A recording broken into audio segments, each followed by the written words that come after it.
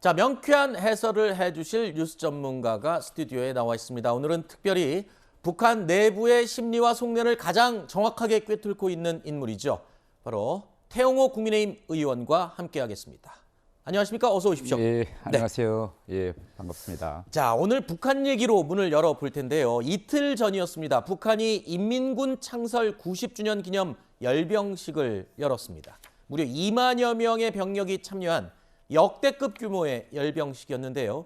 이 자리에서 하얀 원수복을 입고 주석단에 선 김정은 위원장, 위협적인 발언을 했습니다. 핵무기 선제 타격 가능성을 언급했습니다. 우리 국가가 보유한 핵무력을 최대의 급속한 속도로 더욱 강화 발전시키기 위한 조치들을 계속 취해 나갈 것입니다. 우리 핵무력의 기본 사명은 전쟁을 억제함에 있지만 이 땅에서 우리가 결코 바라지 않는 상황이 조성되는 경우에까지 우리의 핵이 전쟁 방지라는 하나의 사명에만 속박되어 있을 수는 없습니다. 어떤 세력이든 우리 국가의 근본 이익을 침탈하려 든다면 우리 핵무력은 이외의 자기 돌직하는 사명을 결단코 결행하지 않을 수 없을 것입니다. 자, 그러니까 국가의 근본 이익을 침탈하려 한다면 핵무기 선제 사용을 하겠다. 이런 뜻인데요. 자, 지금까지 북한이 고집해왔던 핵 협상에서 자기들을 보호하기 위한 이 도구로 주장을 해왔었는데 처음입니다. 지금 핵으로 선제 타격을 할 수 있다는 가능성을 얘기한 건데 어떤 상황이 오면 쓰겠다는 겁니까 지금? 이번에 이야기한 근본 이익, 네. 침탈 이 요소 글자가 대단히 많은 것을 내포하고 있다고 봅니다. 네. 원래 북한이 근본 이익이라는 거는 지금까지 많이 언급했습니다. 특히 1993년 NPT에서 탈퇴할 때도 근본 이익을 침해하기 때문에 탈퇴한다라고 했고 2019년 하노이 회담에서 결렬된 이후 2019년 4월 김정은은 군본 이익과 관련해서는 추호도 양보 못하겠다 이렇게 이야기했는데 이번에는 한 발 더 나아가서 군본 이익을 침탈당하면 핵을 선제적으로 사용할 수 있다. 아하. 그러면 우리가 왜 김정은이가 이렇게 핵 선제 가능성을 이렇게 넓혔느냐 이걸 좀 우크라이나 전쟁과 관련해서 좀 우리가 들여다봐야 됩니다. 네네네. 국제적으로 보면 이제 많은 핵을 가진 대국들이 근본 이익이란 말을 많이 합니다. 우선 러시아로 가보겠습니다. 러시아는 우크라이나가 나토에 들어가는 것이 결국은 러시아의 근본 이익을 결국은 건드렸다. 그래서 러시아 같은 경우에는 전쟁을 일으켰습니다. 일으켜서 근본 이익을 지킨다고 하면서 전쟁을 일으킨 걸 지금 정당화하거든요. 이건 뭐냐? 이 근본 이익의 범주가 군사적 분야만 아니라 그 어떤 누구와의 동맹 관계를 맺는 것 같은 비군사적인 조치와 관련해서도 선제적으로 전쟁과까지도 불사할 수 있다. 이런 걸 말하고 우리가 중국으로 잠시 좀 가보겠습니다. 중국은 지금 이렇게 이야기하고 있습니다. 중국의 근본 이익이 뭐냐? 신장, 티베트, 대만 해협, 홍콩 문제, 남중국해 이것을 외부에서 간섭한다면 결국은 용납하지 않을 것이다. 이렇게 근본 이익을 이야기하는데 이번에 김정은이가 근본 이익을 침탈하면 핵을 선제적으로 사용할 수 있다는 것은 군사적인 조치뿐만 아니라 비군사적인 그런 영역에서도 핵을 선제적으로 사용할 수 있다는 것을 공개적으로 육성으로 언급한 것은 이것은 미국과 우리 대한민국에 대한 최대의 저는 위협이고 협박이라고 생각합니다. 그런데 그 근본 이익이 침탈됐다 안 됐다의 기준은 김정은 마음대로 아닙니까? 바로 그것입니다. 가령 우리가 예를 하나 가상해 본다면 북한의 배가 대북 제재를 어기고 북한 미사일을 싣고 중동으로 갔다. 지난 시기에 그때는 외 해상에서 공해상에서 그 배를 강제 옹류하고 이제 그 무기를 압수하는 이런 조치도 취했습니다. 앞으로 만일 북한 배가 대북 제재를 어기고 석탄을 싣고 공해상으로 갈 때 그런 외부에서 대북 제재를 어긴다고 해서 해상에서 이런 걸 옥류한다. 이럴 때 북한은 비록 그것이 비군사적인 영역이지만은 군본 이익이 침탈당했다라고 김정은이 판단하고 핵도 서슴없이 사용할 거다라는 걸 이번에 언급하는 대단히 이거 위험 수위가 높은 그런 발언이라고 저는 생각합니다. 제가 기억하기로 지난 2017년, 18년 당시에 저와 방송을 하실 때도 항상 변함없이 이걸 주장하셨습니다. 북한은 절대 핵을 포기하지 않을 것이다 강조했었는데, 자, 저희가 2017년 9월에 CNN에서 문재인 대통령이 당시에 인터뷰했던 내용을 잠시 보여드리고 있는데, 북한은 핵 개발이 자신의 체제 안전을 보장받기 위한 수단임을 굉장히 강조했고요. 이 입장은 정권 내내 계속 유지가 됐단 말입니다. 그런데 지금 김정은이 선언한 핵 선제 타격 가능성을 언급한 이 부분을 보면 지금 현 정권의 북한에 대한 핵 인식 자체가 기본 설정이 잘못된 게 아닌가. 저는 잘못돼도 이만저만하게 크게 잘못됐다. 네. 저는 이렇게 생각합니다. 김정은이가 방금 육성으로 이야기했습니다. 네.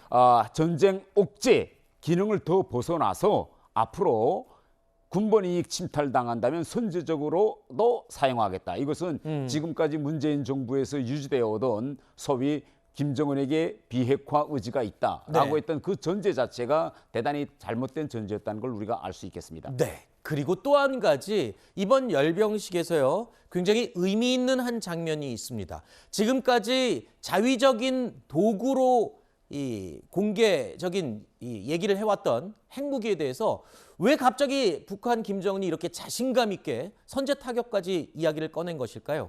자, 열병식에서 눈길을 끈 장면 바로 이 장면입니다. 북한 김정은이요. 하얀색 군복을 입고 나왔습니다. 그동안 열렸던 열병식에서 김정은은 대부분 양복을 입거나 코트를 입었는데 이번에 이 흰색 군복을 입고 나온 장면에 아주 중요한 의미가 있다라고 지금 태 의원께서 방송 직전에 저한테 지적을 해주셨는데, 자, 이 하얀색 군복이 어떤 의미를 가지고 있길래 그렇게 강조하시는 거죠? 예, 이번 열병식에서 뭐 북한이 새로운 무기들을 선보이고 핵 선제 가능성을 선언하고 뭐 여러 가지 있었지만은 이 열병식의 결국은 하이라이트 피크는 어디냐? 바로 김정은이 저렇게 흰 원수복을 입고 등장한 것입니다. 저걸 원수복이라고 하나요? 그렇죠. 네. 이걸 우리가 그 배경을 우리가 뒤돌아본다면 북한 김씨 일가가 저렇게 흰 군복을 입고 열병식 장에 나온 것은 전쟁이 끝난 후 50년 7월 28일 김일성 때 딱 유일하게 한 번이었습니다. 바로 보시는 저 사진을 저희가 준비해놨는데 좌측의 사진이 김일성의 사진인데 그렇죠. 저때 유일한 흰색 군복을 입었고 이번에 김정은이 처음으로 다시 입은 것이군요. 바로 그렇습니다. 그래서 이제 북한에서 어떤 일이 있었냐. 그 이후에 김일성도 전쟁 끝난 이후에 열병식 이후에는 흰 군복을 입지 않았습니다. 그 이후 김일성이 사망하고 김정일 시대, 김정은의 아버지죠. 이 시대가 열렸습니다. 그때 김정일에게 원수 칭호를 수여하고 밑에서 핵무력을 완성했으니 열병식에 흰 군복을 입고 나가달라라고 끊임없이 요구했습니다. 그러나 김정일은 이 정도 가지고 핵무력을 완성했다고 할 수 없다라고 하면서 원수복을 입고 열병식에 나가는 걸 계속 거절했습니다. 그래서 사진이 없군요, 김정일은. 그렇습니다. 그런데 더 희한한 일은요. 2011년에 김정일이 사망한 이후에 북한에서 군부를 중심으로 김정일이 생전에 흰 군복을 입고 열병식에도 못 나갔고 찍은 사진은 없지만 흰 군복을 입은 자격이 있다. 그래서 모든 군부대의 병실 뭐 그다음에 청사들의 김일성과 김정일이 대원수복을 입은 사진을 다 고르습니다. 공개적으로. 흰 군복을 입은 사진을요? 그러니까 흰 군복도 있고 이제 다른 이제 녹색 군복도 있고. 그런데 문제는 뭐냐? 이때 김정은이 나타나서 뭐라고 말했냐? 우리 아버지는 생전에 끝까지 저렇게 흰 원수복을 입는 걸 거절했다. 이거 다 합니다, 간부들이. 그럼에도 불구하고 사실주의에 맞지 않게 저런 사진을 거는 것은 이게 맞지 않다. 내려. 그래서 2014년에 다 내렸습니다. 왜? 실제 김정일은 입지 않았거든요. 입으라고 했음에도 불구하고. 그런데 이번에 김정은이가 저렇게 흰 군복을 입고 나왔습니다. 그러면 요 전에 무슨 일이 있었느냐? 김여정이가 바로 우리가 아시다시피 얼마 전에 공개 담화를 발표했는데 북한의 핵 무력을 핵 전투 무력이라고 표현을 바꾸었습니다. 핵 전투 무력이라는 것은 이미 핵을 시험 개발하는 단계를 넘어서서 실전 배치에 들어갔다는 걸 의미하고 저렇게 김정은이가 공개적으로 당당하게 군복을 입고 나왔다는 것은 이미 북한 내부에서 또 그 주변에 쭉 서 있는 북한 모든 장성들이 이제는 김정은이가 저렇게 군복을 입고 나가설 수 있는 그런 당당한 명분과 자격을 갖췄다는 거죠. 그러니까 지금 우리가 심각하게 들여다봐야 될 것은 이 정도로 이제는 북한의 핵무력이 대단히 고도화되고 현대화됐다는 걸 우리가 저 사진 한 장이 다 말해주고 있다고 저는 생각합니다. 그만큼 쉽게 얘기해서 한마디로 본인이 이 핵무력을 완성했다는 것을 티내기 위한 결정적인 한 장면이 되겠군요. 저 하얀색 군복을 입었다는 게. 바로 그겁니다. 2017년 11월 김정은은 핵을 완성했다고 선포했습니다. 네. 그 이후 열병식이 여러 번 있었지만 한 번도 군복을 입지 않았습니다. 그랬죠. 왜 그러냐? 본인도 야 내가 이 시점에 뭐 군복을 탁 입고 나가는 게 옳으냐 이렇게 네. 본인 자세가 스스로 자격이 없다고 생각했는데 저렇게 군복을 입고 나간 거는 본인도 이제는 명분이 있다고 생각한 거예요. 많은 사람들이 북한에서 뭐 김정은이 자기 마음대로 옷 뭐 군복 입고 싶으면 입고 벗고 싶으면 벗냐 이건 아닌데 알겠습니다. 그런 생쇼를 위해서 한 건 아니라고 저는 판단합니다. 알겠습니다. 자, 그리고 또 열병식에서 보면요. 그동안 논란이 많았습니다. 화성 17형이냐 16형이냐 여러 가지 말이 많았는데 이번에는요. 북한에서 아까 말씀하신 대로 이 핵 완성을 자신해서인지 공개를 했습니다. 화성 17형 신형이라고 그러면서 열병식에 등장을 했고요. 그리고 신형 SLBM 이 기존에 있던 것보다 탄두가 더 길어진 걸로 지금 추정이 되고 있고 극초음속 미사일까지 모두 공개를 했습니다. 아마도 핵무력 완성을 보이기 위한, 자랑하기 위한, 과시하기 위한 그런 열병식이 아니었나 이런 생각이 드는데 자 일단은 제일 또 관심을 갖는 부분이 고체 사용 미사일, 고체 연료를 사용하는 미사일이 실전 배치될 가능성이 지금 전문가들로부터 나오고 있거든요. 이 부분이 지금 상당히 위협적인 부분으로 인식되고 있죠.